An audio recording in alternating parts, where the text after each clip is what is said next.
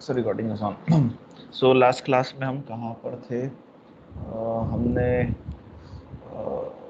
ये कुछ एग्जांपल्स देख लेते हैं। मल्टीपल सुपर क्लासेस हम लोगों ने देख ली थी, और मल्टीपल सुपर क्लासेस में हमारे पास जैसे ऑब्जेक्ट्स हैं, फाइन। सो हम multiple super class, fine. So multiple super classes, it means that we are going for the inheritance. अगर आपने ऑब्जेक्ट ओरिएंटेड अभी पढ़ लिया होगा तो this is we are going for object inheritance. Otherwise मैंने भी आपको इनहेरिटेंस बताया था। इनहेरिटेंस मतलब ये हो रहा है कि हम सुपर क्लास से कुछ प्रॉपर्टीज हम ले रहे हैं। जैसे for an example, inheritance, we are taking some genes right from my father or right from my mother and so on. So this is my, I'm inheriting the genes right from there. और let's say assets हैं, तो assets भी हमारे पास जो है, मैं मेरे father से ले रहा हूँ, मेरे फादर उनके फादर से ले रहे हैं, एंड हमारे ऐसे एंसेस्ट्रियल पाथ चलता रहा। So this how we can say that this is an inheritance. Inheritance में हो क्या रहा है, आपके पास एक सुपर क्लास है। दो तरह की क्लास है, एक सुपर क्लास है, एक सब क्लास है। सुपर क्लास क्या होती है? सुपर क्लास के अपने पास चीजें हैं, सुपर क्लास के पास कुछ एट्रीब्यूट्स हैं। सब क्लास उस सुपर क्लास के पास कुछ मेथड्स हैं, प्रॉपर मेथड्स हैं, फंक्शंस नहीं है, फाइन। सो मेथड्स हैं और एट्रीब्यूट्स हैं। अब हमने सब क्लास डिफाइन करी, सब क्लास डिफाइन करी। लेट्स से हमारे पास सुपर क्लास थी फादर, और हमारे पास सब क्लास है सन। तो फादर के पास कुछ एट्रीब्यूट्स होंगे, या कुछ डेटा वेरिएबल्स होंगे, कुछ मेथड्स होंगे। और जब हमने उसको इनहेरिट करा सन में, मतलब सन इनहेरिट्स हिज फादर, तो वो सारे एट्रीब्यूट्स जो फादर के पास थे, बाय डिफॉल्ट हमको हमारी क्लास में डिफाइन करने की जरूरत नहीं है। वो सारे चीज़ें उसके पास ऊपर से आ सकती है। Now in addition to that, वो अपना एग्जिस्टिंग और एडिशनल कुछ पैरामीटर्स और ऐड करना चाहता है, तो वो अपने एडिशनल पैरामीटर्स और ऐड कर सकता है। लेट्स से फादर के पास एक मकान है, वो एक एट्रीब्यूट हो गया, तो बाय डिफॉल्ट जो फादर का मकान है वो उस सन के पास भी हो गया। इन एडिशन टू दैट सन जो है वो अपना एडिशनल फ्लैट भी ऐड कर सकता है। तो अब सन के पास एसेट्स में क्या होगा, जो फादर का मकान था और जो उसका फ्लैट था। पर फादर के पास क्या था? फादर के पास उसका खुद का मकान था, फ्लैट बच्चे का था, बच्चे का नहीं होगा। सो this is just a real time real word implementation की बच्चे का पैसा कभी फादर का नहीं होता, बच्चा नहीं देता, fine. So this how we can go for inheritance. तो क्लियर कट इंडिकेशन है कि जो चीज़ें फादर की हैं बाय डिफॉल्ट वो सन की होंगी, और जो चीज़ें सन की हैं वो फादर की नहीं होंगी। Is it fine? सो वो आपके एट्रीब्यूट्स हो सकते थे, वो आपके मेथड्स हो सकती थी। इतना चीज़ समझ में आए। इनहेरिटेंस में क्या हो रहा है, हम इनहेरिटेंस में अब इसका एडवांटेज क्या है? इसका एडवांटेज है कोड रियूजेबिलिटी। जैसे फॉर एन एग्जांपल, मैंने एक क्लास बनाई, लेट से शेप क्लास बनाई, है ना। तो मैं एक नोटपैड खोल देता हूँ। सो दिस इज माय नोटपैड। तो मैंने एक क्लास बनाई, दिस इज शेप। इस शेप क्लास के कुछ प्रॉपर्टीज होंगी। लेट्स से इसकी लेंथ होगी, इसकी विड्थ होगी, इसको शेप को ड्रॉ करना होगा। सॉरी, ये मेथड हो गई ड्रॉ शेप, है ना। इसका एरिया कैलकुलेट करना होगा, फाइन। सो ये शेप की हमारे पास कुछ प्रॉपर्टीज हो गई। देन कम्स नाउ, अब मैं एक हमारा एक नया शेप डिफाइन करता हूँ। लेट्स से मेरे पास लेट्स से मैं डिफाइन करता हूँ, दिस इज रेक्टेंगल। सॉरी, मैं डिफाइन करता हूँ स्क्वायर। तो स्क्वायर के पास भी बाय डिफॉल्ट, स्क्वायर को भी मैं बोलता हूँ square is a shape, fine. So ये हमारा इनहेरिटेंस हो गया। नेचुरल लैंग्वेज में लिख रहा हूँ मैं उसको, fine. So square is a shape, मतलब नेचुरल लैंग्वेज में लिख रहा हूँ। पाइथन में लिखना होता, मैं कैसे लिखता? पाइथन में मैं लिख देता this type, like this, fine. So this is my class, और बाय डिफॉल्ट मैं यहाँ कॉलम लिखता। अब इसके कुछ एट्रीब्यूट्स होते, इसकी भी लेंथ होती, इसकी भी विड्थ होती। क्योंकि ये शेप है तो लेंथ और विड्थ इसके पास ऊपर से आ रही है, तो हमको लेंथ और विड्थ डिफाइन करने की जरूरत नहीं है। हम अब यहाँ पर एरिया कैलकुलेट कर सकते थे। इसका एरिया है, शेप का भी एरिया होता था। शेप का एरिया में हम लिख सकते थे, let's say this area is your, मैंने लेंथ की स्पेलिंग गलत लिख दी है, या सो this is length into width. Now अब आपके पास ये आपका स्क्वायर था, इसका भी एरिया था। इसका एरिया आप कैसे निकाल सकते थे? इसका एरिया आप निकाल सकते थे, लेट्स से आप इसमें लिख सकते थे योर लेंथ लेंथ स्क्वायर हमको ज़रूरत नहीं है, हम हमारी मेथड से हम डिफाइन कर सकते हैं। सो this is just method overriding. But कहने का मतलब ये हो रहा है कि आपके पास ये बाय डिफॉल्ट इसके पास जो दो चीज़ें हैं वो यहाँ पर हो रही हैं। Again I am again defining, हम एट्रीब्यूट्स को भी गैदर करते हैं। Let's say this is N father, father के पास बाय डिफॉल्ट आपके पास फादर का नेम आ रहा है, fine, this is name, this is middle name and this is and name. And let's say उसकी कोई प्रॉपर्टी होगी, लेट्स से कैलकुलेट असेट्स, तो इसके पास कुछ एक एट्रीब्यूट होगा असेट्स, है ना। तो हम यहाँ पे कैलकुलेट असेट्स में कुछ चीज़ें मेथड करते हैं। अब सन क्या है, सन फादर को इनहेरिट कर रहा है, तो हम फादर की प्रॉपर्टीज़ वहाँ पर बाय डिफ़ॉल्ट उसके पास आ रही हैं। तो बाय डिफ़ॉल्ट अब उसका नेम, हम सन का नेम लिख सकते थे, सन नेम, हम उसको मिडिल नेम और लेट्स से हम यहाँ पे उसका नेम प्रिंट करवाते हैं, तो this is print print full name.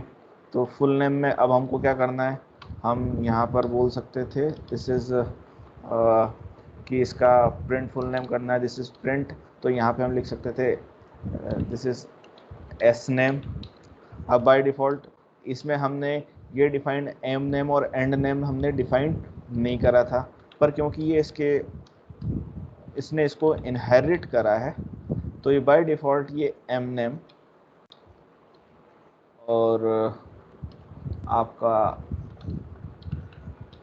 And name यहाँ पर आ जाएगा। तो लेट्स से मैं डिफाइन करता हूँ, इसका ऑब्जेक्ट डिफाइन कर देता हूँ। Let's say this is me and this is son is my son. Let's say this is name यही डिफाइन कर देता हूँ। State is name is again Abhishek and middle name is Singh and last name is Rathore, fine. So यहाँ पर उसका सिर्फ initial name हमको define करना था, this is Anuraj.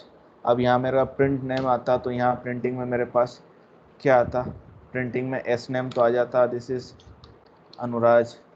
Middle name ऊपर से उठ के आ रहा है, so this is Singh. Then end name भी क्योंकि उसने इनहेरिट कर रखा है, तो दिस इज राठौर। सो हम क्या बोल रहे हैं कि हमको ये सारी चीज़ें, अगर हम इम्प्लीमेंटेशन लेवल पर जाएं, तो इम्प्लीमेंटेशन चीज लेवल पर हमको ये एडवांटेज मिल रहा है कि हमको बार बार कोड नहीं लिखना पड़ रहा। This provides N code reusability, क्योंकि ये सारा कोड हमने एक्चुअली लिख चुके हैं, ये सारा कोड हमारे पास था। ये सारी चीज़ें, इनको नाम को छोड़ दें, ये हमारे पास था, ये हमारे पास था, ये हमारे पास था, तो हमको इतने चीज़ों की ज़रूरत नहीं है। हम यहाँ मिडिल नेम और एंड नेम ऐसी चीज़ें हम ऊपर से ला सकते हैं। तो इन रियल वर्ड आप कुछ भी ला सकते थे। Let's say we are having an again कुछ एग्जाम्पल थे, this is like your class human, और उस क्लास ह्यूमन में हमारे पास एट्रीब्यूट्स थे like limbs, then eyes, then एक मेथड थी दिस इज रन। हम फिर क्लास बनाते हैं लेट्स से इंडियन। सो इंडियन में भी लिम्स तो उतने ही हैं, आइज़ भी बाय डिफ़ॉल्ट ऊपर होगी, रन भी वहीं होगा। यहाँ पर हम सिर्फ कंट्री लिख देते, सॉरी कंट्री भी नहीं लिखते, लेट से हम यहाँ लिख देते स्टेट, तो हम स्टेट यहाँ पर डिफाइन कर देते थे। और हम सांस लेते हैं, देन यहाँ पे हम लिख सकते थे वोट, हम वोट दे रहे हैं। तो हमारे पास ये कुछ चीज़ें, हमारे पास ये क्लासेस हैं और ये मेथड्स हैं। तो अब बाय डिफ़ॉल्ट में अगर इंडियन के नंबर ऑफ लिम्स देखूंगा, तो वो भी हमारे पास बाय डिफ़ॉल्ट कहाँ से आ रहे हैं, वो यहाँ से आ रहे हैं, क्योंकि ये इंडियन के लिम्स हैं, क्योंकि ये इंडियन जो है, इंडियन ने इनहेरिट कर रखा है दिस ह्यूमन को। तो अब इंडियन के पास लिम्स भी आ गए, इंडियन के पास आइज़ भी आ गई। कहाँ से आई, उसने ह्यूमन से इनहेरिट कर रखी है। क्या इंडियन रन कर सकता है, तो इंडियन रन कर सकता है, क्यों, क्योंकि इसने यहाँ से इसको इनहेरिट करी है। क्या ह्यूमन वोट कर सकता है, नहीं कर सकता, क्योंकि ह्यूमन ने इंडियन को थोड़ा इनहेरिट करा है, इंडियन ने ह्यूमन को इनहेरिट कर रखा है। तो आपका जो ह्यूमन था, this is human, can human vote, तो ये पॉसिबल नहीं है, क्योंकि सुपर क्लास सब क्लास की चीज़ें नहीं ले सकती, सब क्लास सुपर क्लास की चीज़ों से ले सकती है। तो हम यहाँ बोल सकते थे इंडियन के अंदर this is correct, but this is real word में भी नहीं होता। पिताजी का पैसा बच्चे के पास होता है, पर बच्चे का पैसा कभी पिताजी का नहीं होता। सो this is just in case. तो इनहेरिटेंस आप लोगों को समझ में आया? Yes sir. फाइन। Yes, सो sir. अब फाइन, थैंक यू। सो इसको डाउन कर दें। सो हम यहाँ पे इनहेरिटेंस कर रहे हैं। सो इनहेरिटेंस में हमारे पास अब मल्टीपल इनहेरिटेंस हो सकते हैं। Let's say this engineering student, so this engineering student is again your living being and this engineering student is again an engineer. So जब हम यहाँ पर मेथड डिफाइन कर रहे हैं कि इस इंजीनियरिंग स्टूडेंट जो है वो ईट मेथड पे काम कर सकता है, तो कर सकता है क्योंकि उसने लिविंग बीइंग पर काम कर रखा है। क्या उस इंजीनियरिंग स्टूडेंट था तो इंजीनियर था, तो क्या वो वर्क कर सकता है? तो वो वर्क कर सकता है। क्यों? क्योंकि उसने यहाँ से इंजीनियर को इनहेरिट कर रखा है। तो हम यूज़ करते हैं, हम ऑब्जेक्ट बनाते हैं इंजीनियरिंग स्टूडेंट का ऑब्जेक्ट बनाया, this is object, this object dot it. इसमें डिफाइंड है नहीं डिफाइंड है, पर क्योंकि यहाँ पर इसके ऑब्जेक्ट में जब इसका ऑब्जेक्ट बनेगा तो इसकी मेथड और इसकी मेथड भी इसके साथ एसोसिएट हो जाएंगी, क्योंकि इसने इसको इनहेरिट कर रखा है। तो जब इनहेरिट कर रखा है तो हम ईट मेथड कॉल करेंगे, वहाँ पर आ जाएगा। देन हमने वर्क मेथड कॉल करी, वर्क मेथड में भी उसने वर्क मेथड दे दी। देन स्टेटस भी आ गया, क्योंकि स्टेटस तो उसी में डिफाइन थी। So this is how we can go. अब मान लीजिए कि आपके पास लिविंग बीइंग में भी एक मेथड होती है, this is eat, and engineer में भी आपके पास एक मेथड होती है ईट, और हम इंजीनियर को अभी लिविंग बीइंग नहीं मान रहे हैं। फाइन। तो उसमें भी एक मेथड है ईट और इसमें भी एक मेथड है it. Now I am just check करिएगा, यहाँ पर पहले मैंने इनहेरिट कर रहा है लिविंग बीइंग को और उसके बाद मैंने इनहेरिट कर रखा है इंजीनियर को। अब मैं यहाँ पर अगर कॉल करता हूँ obj.eat, तो obj.eat जो मेथड है वो यहाँ पर भी है और यहाँ पर भी है, एम्बिग्यूटी आ रही है। तो अब इस एम्बिग्यूटी को रिजॉल्व कैसे करें? इस एम्बिग्यूटी को रिजॉल्व करेंगे ऑर्डर पर। तो ऑर्डर कौन सा होगा? ऑर्डर पहले ही आया था, तो पहले हम प्रायोरिटी इसको देंगे ईट अ लॉट। तो आपके पास प्रायोरिटी किसको मिली? This is it a lot. So this is how we can go for avoiding our ambiguity in our classes. Fine. Yes Yes, sir. sir. Yes, sir. So this is our method. तो हम अगर दो चीज़ें आ रही है, अब मैंने यहाँ पर देखिए ऑर्डर चेंज कर दिया। यहाँ पर पहले मैंने ऑर्डर करा था living being and then engineer, अब मैंने यहाँ पे इंजीनियर कर दिया फिर लिविंग बीइंग करा। तो ईट मेथड अब किसकी कॉल होगी? ईट मेथड अब इंजीनियर की कॉल होगी। क्यों? क्योंकि हमारे पास एम्बिग्यूटी आ रही थी। एम्बिग्यूटी को रिजॉल्व करने के लिए हम इस ऑर्डर को आइडेंटिफाई करेंगे। Fine. So this is how we can go for this value. Now we are going for obj.status. So अब हम now I am just creating a method like a.livingbeing। हमने एक ऑब्जेक्ट बनाया, दिस इज a.livingbeing। हमने a.livingbeing object बनाया। Then हमने उस a से मेथड कॉल करी दिस स्टेटस वाली, ये वाली स्टेटस मेथड कॉल करी, क्योंकि जब इसका ऑब्जेक्ट बना था तो इसके ऑब्जेक्ट में इसको पता ही नहीं था कि इंजीनियरिंग स्टूडेंट क्या है। जैसे क्योंकि वो तो सुपर क्लास थी, सुपर क्लास को कोई डेफिनेशन थोड़ा, सुपर क्लास को ये थोड़ा पता है कि उसको कौन इनहेरिट कर रहा है, पर सब क्लास को पता होता है कि उसने किसको इनहेरिट करा। तो जब इसको पता ही नहीं है कि इसको कौन इनहेरिट कर रहा है या कुछ चीज़ें नहीं पता, तो अब ये नहीं बोल सकते कि हम इसके ऑब्जेक्ट से, इस पर्टिकुलर लिविंग बीइंग के ऑब्जेक्ट से इसकी मेथड कॉल कर सकते हैं, क्योंकि ये तो स्कोप के बाहर है, इसको पता ही नहीं है। So this is how you will get error. Fine. So golden rule है, सब क्लास के ऑब्जेक्ट से हम बेस क्लास की मेथड कॉल कर सकते हैं, पर सुपर क्लास के ऑब्जेक्ट से बेस क्लास की मेथड अभी हम कॉल नहीं कर सकते। Fine. Yes so this is your Yes. rule. Fine. Then again I am defining some methods again. So this is my class, this is an engineer में हमारे पास eat है, then this is no food, and again I am again defining। so सब class में भी मैं एक और method define कर रहा हूँ, this is eat, और इसमें भी मैंने यहाँ पर मेथड डिफाइन करी है। so यहाँ पे भी एक मैंने मेथड डिफाइन करी। तो बाय डिफॉल्ट अगर मैं इसमें यहाँ पर इसके ऑब्जेक्ट से ईट मेथड कॉल करता, तो ईट मेथड कॉल करता तो बाय डिफॉल्ट ये इसकी मेथड का आउटपुट देता। क्यों देता? क्योंकि पहले तो इसके पास यही वाली मेथड है, इसने इस मेथड को ओवरराइड कर दी थी, और जब मेथड ओवरराइड कर दी थी तो इसका मतलब ये है कि यहाँ पर इस मेथड को ये इस मेथड को ओवरराइड कर देते, तो जब मेथड ओवरराइड कर रहा है तो यहाँ पर इसका आउटपुट दे देता है। जैसे पिताजी ने कोई मकान बनाया था, बेटे ने आकर उस मकान को तोड़कर नया मकान बना दिया, तो जब बेटे के मकान को कॉल करेंगे तो कौन सा मकान दिखेगा? जो बेटे का मकान था। अगर पिताजी का मकान कॉल करते तो कौन सा दिखता? पिताजी के ऑब्जेक्ट से या सुपर क्लास के ऑब्जेक्ट से तो पिताजी का ही मकान दिखता। क्यों? क्योंकि उनको तो पता ही नहीं था कि बेटे ने मकान तोड़ दिया। तो दिस इज जस्ट, अब यहाँ पर क्या है कि यहाँ पर मैंने मेथड तो डिफाइन करी है पर उसकी मैंने डेफिनेशन नहीं दी, और जब उसकी हमने डेफिनेशन नहीं दी तो हमारे पास क्या होगा? इंडेंटेशन का प्रॉब्लम होगा। फाइन। तो यहाँ पर हमारे पास इंडेंटेशन का प्रॉब्लम आ रही है। नो, हम इसका जस्ट रिवर्स करते हैं। अब हम क्या कर सकते हैं कि यहाँ पर जो हमारे पास मेथड थी, इन मेथड की जगह पर मैं पास कर देता हूँ दिस इज, इसको मैं अगर हटा देता हूँ तो मेरे पास यहाँ पर इस हैश को मैं हटाता हूँ, इस हैश को हटा दूंगा तो मेरे पास आउटपुट क्या मिलेगा? दिस इज जिंदगी बर्बाद। मतलब हमारे पास इंजीनियरिंग स्टूडेंट की मेथड कॉल हुई। अब सेम मेथड है, हम उस पर क्या कर रहे हैं कि हम उस पर पास मेथड लगा रहे हैं। यहाँ तो हम क्या कर सकते थे, इस मेथड पर अगर मेरे को डेफिनेशन नहीं देनी होती तो मैं क्या कर सकता था? हमने कीवर्ड यूज़ करा था पास, तो हम यहाँ पर पास लगा देते। तो वो पास कहाँ लगाते? उस मेथड पर हम पास लगा सकते थे, यहाँ पर। तो जैसे आप इस मेथड पर आप पास लगाते तो आप क्या यूज़ करते? आपके पास आप इस पर्टिकुलर मेथड को छोड़ सकते थे। मतलब लेट्स से मैं यहाँ पर कुछ कोड रन कर देता हूँ। मेरा कोड रन हो रहा है, मेरे को इंजीनियर मेथड कॉल करनी थी। Just a minute, method call हो जाए।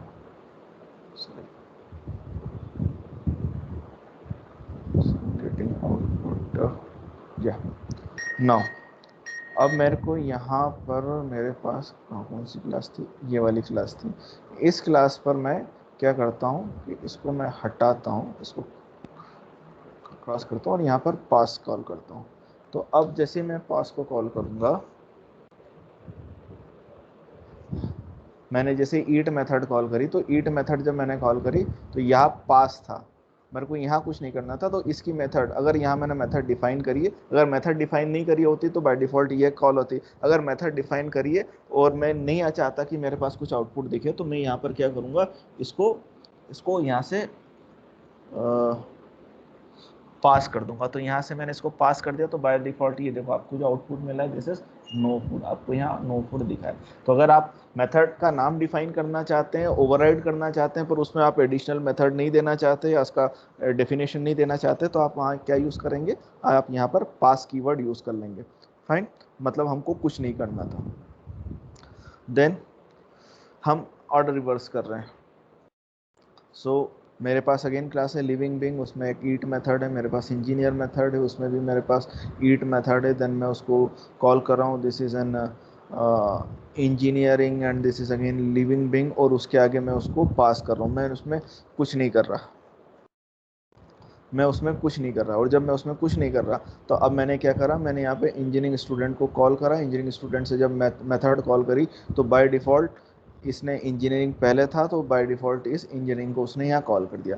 आप नहीं चाहते थे कि आप सारी मेथड्स यहाँ डिफाइन करें, तो या इसके अंदर कुछ भी डिफाइन करें, आप किसी क्लास के अंदर कुछ भी डिफाइन नहीं करना चाहते थे तो इस क्लास के अंदर आप सीधे पास कर दें। आप मेथड के अंदर कुछ नहीं लिखना चाहते थे तो आप मेथड के अंदर पास कर दें। क्लास के अंदर कुछ नहीं लिखना चाहते, बस इन दोनों का यूसेज एक जगह पे लाके एग्रीगेट करना चाहते हैं, तो आप इन दोनों क्लास को यहाँ इनहेरिट कर दें और इसकी मेथड इसके अंदर आप कुछ मत डिफाइन करिए, इसको पास कर दीजिए। तो आप यहाँ से एक चीज़ से दोनों चीज़ें हैंडल कर सकते हो।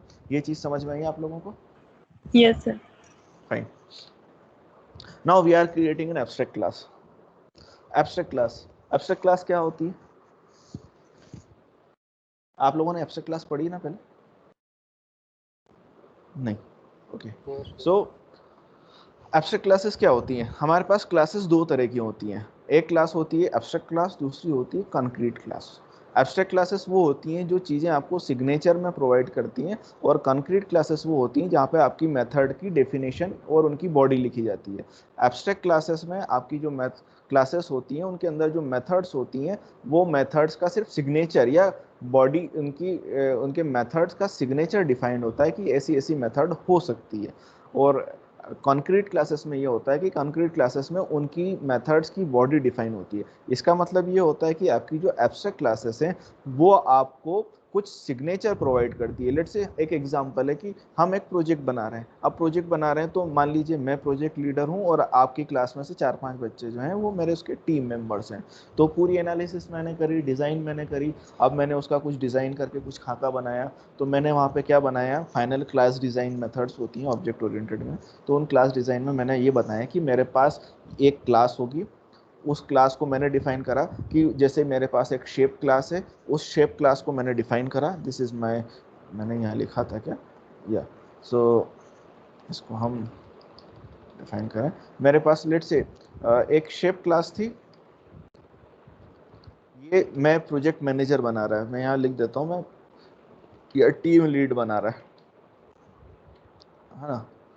टीम लीड आपका ये डिफाइन कर रहा है। उसमें उसने बोल दिया कि शेप में मेरे को क्या चाहिए, अगर मैं कोई शेप बना रहा हूँ तो उसमें ये फंक्शनलिटी होनी चाहिए। अब वो ड्रॉ कैसे करेगा, वो पर्टिकुलर जो शेप जो बनाएगा वो उसको इम्प्लीमेंट करेगा, उसको डिफाइन करेगा, उसका वो एरिया कैलकुलेट होना चाहिए। उसमें मैं ये मेथड बना सकता हूँ कि मैं फिल कलर कर सकता हूँ, मैं उसकी बाउंड्री का डिफाइन, उसकी बाउंड्री भी डिफाइन कर सकता हूँ। तो मेरे पास ये कुछ मेथड्स हैं। मेरे को इसका इम्प्लीमेंटेशन नहीं देना है। क्यों नहीं देना, मेरे को सिर्फ ये है कि मैं अगर एक शेप बनाऊंगा तो उस शेप में ये वाली मेथड्स होनी चाहिए। अब मान लीजिए कि हमारे पास हरेंद्र है, हरेंद्र रेक्टेंगल बना रहा है।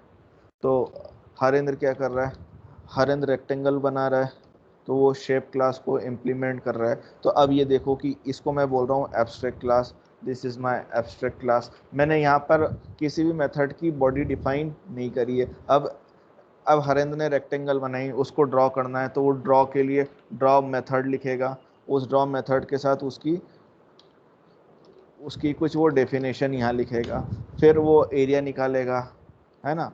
एरिया की डेफिनेशन लिखेगा, एरिया की डेफिनेशन लिखेगा, this is let's say rectangle बना रहा है तो this is L in, sorry ये करेगा रिटर्न एल इंटू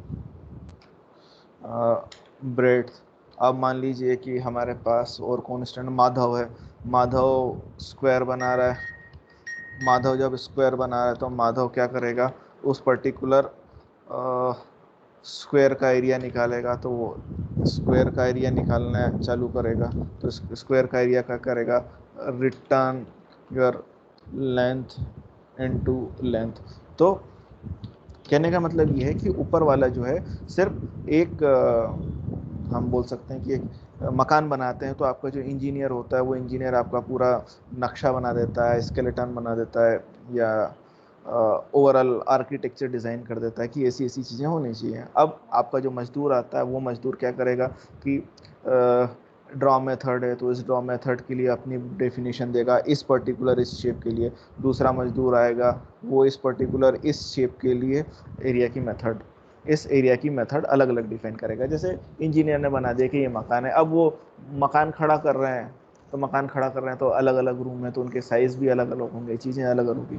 तो हम जो एब्स्ट्रैक्ट क्लासेस हैं वो सिग्नेचर प्रोवाइड करने के लिए काम होती है, या एक यूनिफॉर्मिटी है कि एक हमको चीज़ें बनानी है तो आपको भी ये सारी मेथड्स इंक्लूड करनी है आपकी क्लासेस में बाय डिफ़ॉल्ट। तो जब मेरे को किसी को यूज़ करना होगा तो मैं ड्रॉ मेथड कॉल करूँगा, इस मेथड का, है ना, रेक्टेंगल बनाऊंगा, रेक्टेंगल के लिए मैं ड्रॉ मेथड कॉल करूँगा, ड्रॉ मेथड रेक्टेंगल कॉल करूँगा। मतलब हमारे पास क्या होता है, एक शेप है, शेप में कुछ स्पेसिफिक मेथड्स तो होती हैं। जैसे आपको किसी आईडीई में जा रहे हैं या किसी कंपाइलर में जा रहे हैं, आपको ये डिफाइन, हम ये नहीं बता रहे कि प्रोग्राम रन कैसे करना है। आपको पता है कि वहाँ पे एक रन नाम की कोई चीज़ होगी, उस रन पे आप क्लिक करेंगे तो प्रोग्राम रन हो जाएगा। वहाँ पर आपके पास कॉपी नाम की चीज़ होगी तो आपके पास चीज़ें कॉपी हो जाएंगी, हम उस पर पेस्ट करेंगे तो चीज़ें पेस्ट हो जाएंगी। तो एक हम ओवरऑल सिग्नेचर बना देते हैं, एक स्टैंडर्ड बना देते हैं, ताकि हमारे जो लोअर लेवल की हायरार्की वाले लोग हैं उसमें अपनी अपनी स्पेसिफिक मेथड या स्पेसिफिक ऑपरेशंस या डेफिनेशंस वहाँ पे प्रोवाइड कर सकें। तो चीज़ें समझ में आई आपको, एब्स्ट्रैक्ट क्लासेस क्या होती हैं? कोई तो बोल दो भाई। Yes sir. Yes sir. क्या Yes, होती sir. है? Yes. सो उनमें से डिक्लेरेशन रहता है। एब्स्ट्रैक्ट क्लासेस में डिक्लेरेशन होता है। मैंने इतनी बड़ी कहानी सुने उसके बाद भी आपने बोला ठीक है। तो एब्स्ट्रैक्ट क्लासेस में डिक्लेरेशन होता है, कंक्रीट क्लासेस में उसकी डेफिनेशन होती है। तो अब हमको जब एब्स्ट्रैक्ट बेस क्लासेस बनानी है, एब्स्ट्रैक्ट बेस क्लासेस बनानी है, तो हम क्या इंपोर्ट करेंगे, हमारे पास एब्स्ट्रैक्ट बेस क्लासेस के लिए पैकेज अवेलेबल है। This is from ABC, I am importing this abstract base class and this abstract method. अब यहाँ पे ये डेकोरेटर है। डेकोरेटर क्या होता है हम नेक्स्ट क्लास में पढ़ेंगे कि डेकोरेटर्स होते क्या हैं। तो अभी हम सीधे बात कर लें कि ये वाली जो मेथड है ये बार आपकी एब्स्ट्रैक्ट मेथड बन गई। एब्स्ट्रैक्ट क्लास में एब्स्ट्रैक्ट मेथड मतलब मैंने यहाँ उसकी बॉडी डिफाइन नहीं करी। एब्स्ट्रैक्ट क्लास में कुछ मेथड्स होती है जिनकी आप बॉडी डिफाइन कर सकते थे। जब वो बॉडी डिफाइन कर सकते हैं तो उसके आगे हम ये डेकोरेटर नहीं लगाएंगे। यहाँ पर इसको डेकोरेटर बोलते हैं। जावा में ऐसे ही आपके पास @ साइन लगाते हैं तो वहाँ पर उसको बोलते हैं अनोटेशंस। फाइन, यहाँ पर इसको डेकोरेटर बोलेंगे, जावा में उसको अनोटेशन बोलेंगे। देन हम क्लास बनाई है, क्लास टॉकर, और उसने इम्प्लीमेंट करा है, उसने इनहेरिट करा है एब्स्ट्रैक्ट बेस क्लास को। मतलब ये सारी फंक्शनलिटी वो ऊपर से लेके आ रहा है कि हमको एब्स्ट्रैक्शन कैसे देना है। फाइन। सो सी प्लस प्लस और जावा में हमको ऐसी कोई चीज़ें इंप्लीमेंट नहीं करनी होती, हम खुद ही इंप्लीमेंट करते हैं। तो हमको वहाँ बहुत सारी चीज़ें ध्यान देनी पड़ती हैं। यहाँ पर बहुत सारी चीज़ें आपके पास ऑलरेडी इम्प्लीमेंटेड हैं, रूल्स अवेलेबल हैं, तो आप इसमें काम कर सकते हैं। So I am importing this ABC from my ABC package. I am importing ABC and ABC class and abstract method classes. So this here abstract method is just your decorator available here with your sign @ so एक class, उस class के साथ मैंने क्या define करा, उस class को abstract बनाना था तो मैंने उसको उस क्लास से इनहेरिट करवा दिया ABC, और उस पर्टिकुलर मेथड को मेरे को एब्स्ट्रैक्ट मेथड बनाना था। मतलब वो पर्टिकुलर डेफिनेशन की बॉडी हमको नहीं लिखनी थी, हमने यहाँ उसको पास कर दिया और उसके आगे लिख दिया एब्स्ट्रैक्ट। जरूरी नहीं है कि हम उसके आगे एब्स्ट्रैक्ट मेथड या डेकोरेटर लिखें उसके बाद पास करें। हम बाय डिफॉल्ट भी ऐसे लिख सकते थे कि दिस इज पास, पर ये मेथड उस जगह पर एब्स्ट्रैक्ट मेथड नहीं होती। हम इम्पोज कर रहे हैं कि अगर कोई क्लास इस पर्टिकुलर क्लास को इम्प्लीमेंट करेगी या इसको इनहेरिट करेगी तो उसको इस पर्टिकुलर टॉक मेथड को इम्प्लीमेंट करना पड़ेगा। फाइन, उसको इम्प्लीमेंट करना पड़ेगा। सो यहाँ पर हम फोर्स कर रहे हैं, हम फोर्स क्या कर रहे हैं कि जो भी क्लास इस टॉकर क्लास को इनहेरिट करेगी, इस पर्टिकुलर क्लास को इनहेरिट करेगी, तो उसको इस टॉकर क्लास को इस टॉक मेथड को इम्प्लीमेंट करना पड़ेगा, उसकी डेफिनेशन देनी पड़ेगी। फाइन। अब एब्स्ट्रैक्ट क्लासेस का एक एडवांटेज और है कि एब्स्ट्रैक्ट क्लासेस का ऑब्जेक्ट नहीं बनता। तो जैसे मैं यहाँ ऑब्जेक्ट बनाने की कोशिश कर रहा हूँ ना, मैंने यहाँ A=टॉकर नहीं लिखा है, बस टॉकर ही लिखा है। तो मैं यहाँ पर इसका ऑब्जेक्ट बनाने की कोशिश कर रहा हूँ, तो ये बोलता है कि हम एब्स्ट्रैक्ट क्लासेस का ऑब्जेक्ट नहीं बना सकते। क्यों नहीं बना सकते? क्योंकि ये एब्स्ट्रैक्ट क्लासेस है, हम सिर्फ सिग्नेचर प्रोवाइड कर रहे हैं, और जब सिग्नेचर प्रोवाइड कर रहे हैं तो हमको यूसेज सब क्लासेस का है, और जब यूसेज सब क्लासेस का है तो हमको जरूरी नहीं है कि हम हायर क्लास का इस क्लास का कोई यूसेज होगा। जब इसका यूसेज ही नहीं है तो इसका ऑब्जेक्ट क्यों बनाए? तो यहाँ पर आपको फंक्शनलिटी नहीं देता कि आप सुपर क्लास का ऑब्जेक्ट बनाए। नाउ अब मैं उस टॉकर क्लास को, उस एब्स्ट्रैक्ट क्लास को मैं इनहेरिट कर रहा हूँ, उस क्लास को मैं इनहेरिट कर रहा हूँ, तो मैंने एक निगेट नाम की एक क्लास बनाई। निगेट क्लास में फिर मैंने आगे लिख दिया पास। इसका मतलब ये हो गया कि ये क्लास भी आपकी एब्स्ट्रैक्ट क्लास हो गई। तो मैं इसका जब ऑब्जेक्ट बनाने जाऊँगा तो इसका ऑब्जेक्ट नहीं बनेगा, मेरे को इसकी डेफिनेशन यहाँ पर उन पर्टिकुलर मेथड्स की डेफिनेशन देनी पड़ेगी। अगर डेफिनेशन नहीं दूंगा तो बाय डिफॉल्ट ये भी आपके पास एब्स्ट्रैक्ट क्लास बन जाएगी। एब्स्ट्रैक्ट बेस क्लास नहीं बनेगी, एब्स्ट्रैक्ट क्लास बनेगी ना। और ये आपकी क्लास क्या है? ये आपकी एब्स्ट्रैक्ट बेस क्लास है। फाइन। नाउ मैं वापस अब उस निगेट क्लास को बना रहा हूँ और उसमें मैंने टॉकर मेथड डिफाइन कर इससे उसको टॉकर को इनहेरिट करा है। अब मैंने उसकी यहाँ डेफिनेशन दी, मैंने यहाँ डेफिनेशन दी, मतलब उसकी मेथड दे दी। अब मैं उसका ऑब्जेक्ट बनाता हूँ, तो ऑब्जेक्ट बन जाता है। तो ऑब्जेक्ट बनाया, दिस इज k = निगेट, देन k.talk। तो k.talk में हमको आउटपुट मिल गया कि भैया नी बोलूँगा मैं, तो ये नी बोल दिया हमने। Fine. Now can we register new classes below your ABC class? So abstract based class। हाँ बोलो, नहीं क्या? फाइन। सो मैंने अब जैसे हमारे पास किसी ने एब्स्ट्रैक्ट क्लासेस बना ली, अब उस पर्टिकुलर एब्स्ट्रैक्ट क्लास के नीचे हमको हमारी नई क्लासेस बनानी है और वो सारी नई क्लासेस जो हैं उस क्लास के साथ रजिस्टर करना है। मतलब मैं चाहता था कि मेरी ये वाली जो क्लास है, ये पर्टिकुलर ये हेरिंग वाली क्लास है, मैं उसको हमारी स्टॉकर क्लास की सब क्लास है इसके अंदर रजिस्टर करवाऊँ। हम भूल गए, हम गलती से भूल गए कि हम इसको यहाँ से इनहेरिट करना भूल गए। एक तरीका तो ये था कि मैं इसको इनहेरिट कर देता, यहाँ पर लिख देता टॉकर, पर मैं भूल गया डेफिनेशन में। क्या करें, हम डेफिनेशन भूल गए। तो हम क्या कर सकते हैं, हम पहले आपकी मेथड बना दें, हमने क्लास बना दी, हमने उसी तरह की डेफिनेशंस भी आपने मेथड को भी आपने यूज़ करा, पर आपने यहाँ पर डिफाइन नहीं करा, है ना। एक तरीका तो आप ये बोल देंगे कि सर वापस कंपाइल कर लो, पर इतना बड़ा प्रोजेक्ट वापस कंपाइल नहीं होता। तो हम क्या करें, उसको हम पहले चेक करते हैं, एक ऑब्जेक्ट बनाते हैं इस एच का, हेरिंग क्लास का ये ऑब्जेक्ट बनाया, हमने चेक करा whether this H is instance of talker. इसने बोल दिया नहीं, क्योंकि ये तो हेरिंग का टॉकर हेरिंग का इंस्टेंस है, तो आपके पास आउटपुट मिला फॉल्स ना। अब हम क्या करते हैं, उसको रजिस्टर करते हैं, हम भूल गए थे उसको इनहेरिट करना, तो we are registering. So talker जो हमारी एब्स्ट्रैक्ट बेस क्लास थी उसके साथ डॉट रजिस्टर, हम किस क्लास को रजिस्टर कर रहे हैं उसकी सब क्लास में, हेरिंग क्लास को। तो हमने हेरिंग क्लास को रजिस्टर कर लिया। नाउ अगेन अब हम फिर पूछ रहे हैं कि whether this edge is an instances of talker class. अब हमने उसको रजिस्टर कर लिया है, तो हमारे पास आउटपुट मिल गया true. Again we are asking that your herring is a sub class of your talker, so वो बोल रहा है this is true, so this is we can say that. Now talker dot talk, अब मेरे को talker dot talk को call करना था, क्योंकि एब्स्ट्रैक्ट क्लास है, एब्स्ट्रैक्ट क्लास का ऑब्जेक्ट नहीं बनाते तो उसके अंदर की मेथड को कॉल करना है। मेथड को कैसे कॉल करेंगे, मेथड को कॉल करेंगे सीधे क्लास के नाम से। तो हमारे पास क्लास थी टॉकर, उसकी मेथड हमने कॉल करी टॉक, तो टॉकर डॉट टॉक, तो हमारे पास ये मेथड क्लास थी दिस इज टॉकर, उसमें हमने मेथड डिफाइन करी टॉक। अब ये तो एब्स्ट्रैक्ट बेस क्लास है, जब ये एब्स्ट्रैक्ट बेस क्लास है तो इसके नीचे हमको टॉक मेथड कॉल करनी थी, तो इसकी बेस क्लास, इसकी सब क्लास कौन सी है, इसकी सब क्लास हमारे पास, इसके सब क्लास हमने क्या डिफाइन करी थी, हेरिंग को भी रजिस्टर करा है, तो ये हेरिंग में सॉरी हमने कौन सी मेथड डिफाइन करी थी, सॉरी ओके फाइन। सो टॉकर डॉट टॉक में हमने पैरामीटर ही भेज दिया हाई, और हमने टॉकर डॉट टॉक को मेथड को कॉल करा। अब टॉकर डॉट टॉक जो हमारी मेथड थी कौन सी कॉल होनी चाहिए, हेरिंग की टॉक मेथड कॉल होनी चाहिए या नेगेट की टॉक मेथड कॉल होनी चाहिए, क्योंकि ये दोनों क्लासेस उसको इनहेरिट कर रही हैं। कौन सी मेथड कॉल होनी चाहिए इन दोनों में से? Sir hearing.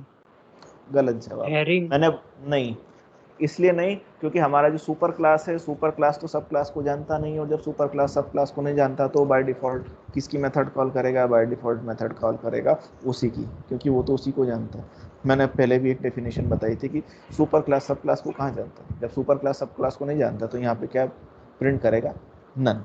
फाइन, सो आपके पास क्या आउटपुट मिला, this is fine. Then we are moving towards our magic methods. तो मैजिक मेथड्स में पहली चीज़ होती है हमारा constructor.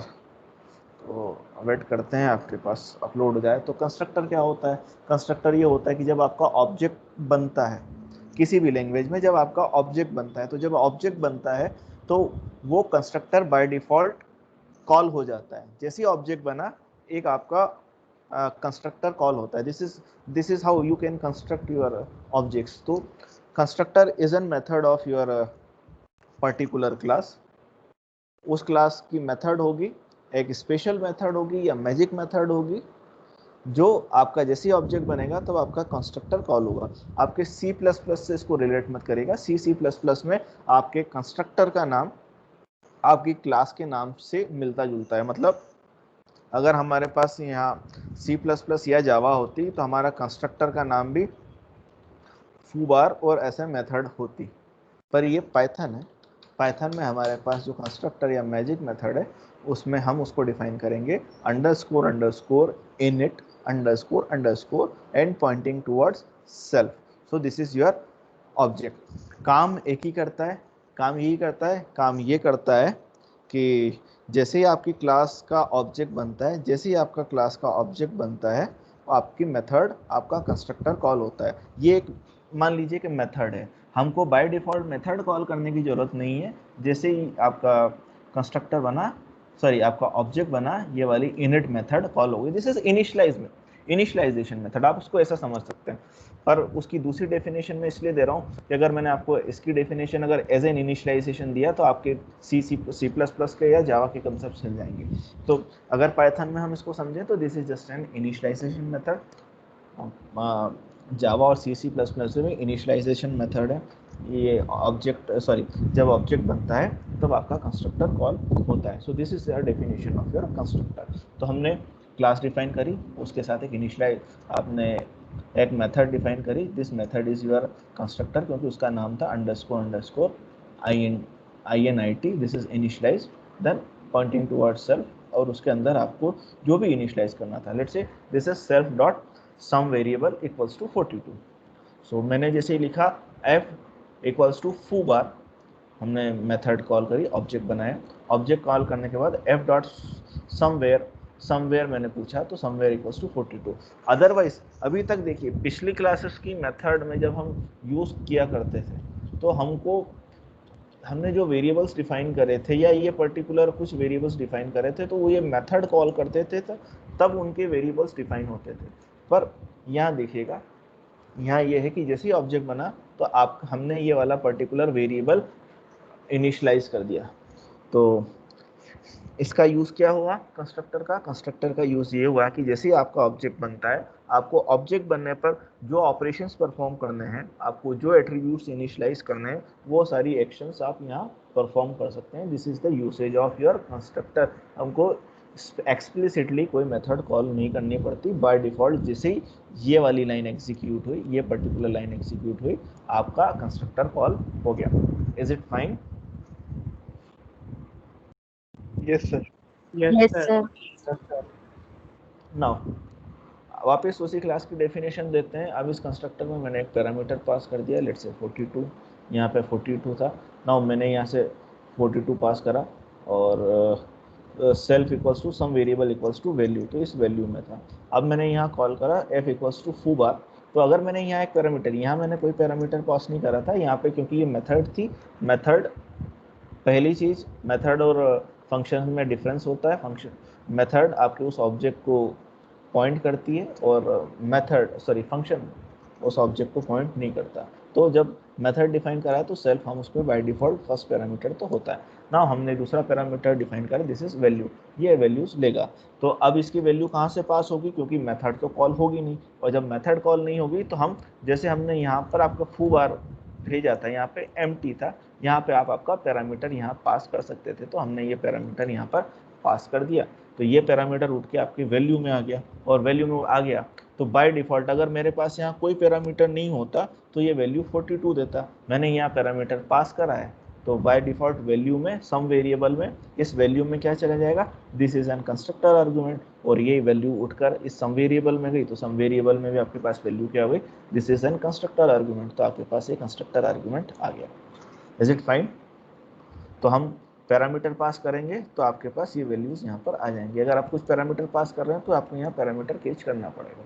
Fine, so this is how you can pass your values to your constructors. Is it fine? Sir हाँ yes sir. हाँ पूछें। Sir ये f डॉट सम वेरिएबल में तो 42 प्रिंट ही नहीं हुआ। कहाँ नहीं हुआ?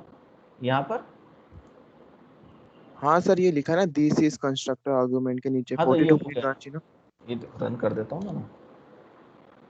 42 क्यों प्रिंट होगा? अगर मैं यहाँ पे कोई पैरामीटर पास नहीं करता, याद करो वापस मेथड्स में, अगर मैं यहाँ पर बाय डिफ़ॉल्ट कोई पैरामीटर पास नहीं करता तो वैल्यू इक्वल्स टू 42 लेता।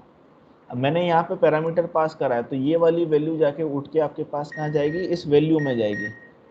मैं देखो ये वाली मेथड ये मैंने कंपाइल कर दिया, पहले मैं इसको रन करता हूँ। यस सर समझ गया मैं। समझ गए ना? मेथड्स पर जाऊँ यस सर। फाइन, मैं इसको यहाँ से हटा देता, इसको यहाँ से हटा देता, तो ये 42 आता। ठीक है, तो ये पोजिशनल पैरामीटर्स थे।